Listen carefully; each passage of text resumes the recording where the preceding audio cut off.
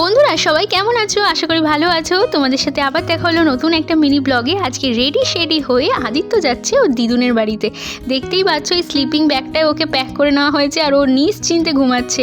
সব কিছু জিনিসপত্র গুছিয়ে নেওয়া হয়েছে, ওরই এত কিছু জিনিস দেখতেই পাচ্ছ। আর বেশ কিছুদিন আমি থাকবো মায়ের কাছে, তাই জন্য সব কিছু গুছিয়ে নিলাম। আর এই দেখো টোটোতে আমরা বসে গেছি।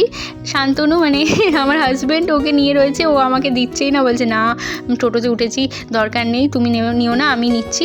চলে আসলাম মায়ের কাছে। মা তো একদম সুন্দর করে আরতি করে ওকে ঢোকানোর পর মা বাবা দুজনে ওকে নিয়েই ব্যস্ত। দেখো না বাবা কি সুন্দর কোলে নিয়েছে আর আদিত্য কি সুন্দর চোখ মেলে তাকিয়ে রয়েছে।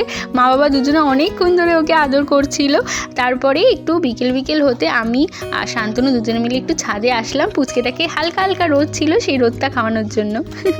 আবার তোমাদের সাথে নতুন একটা ব্লগে দেখা হবে। এরকম মজাদার ব্লগ দেখতে আমার চ্যানেলটা সাবস্ক্রাইব করো। টাটা।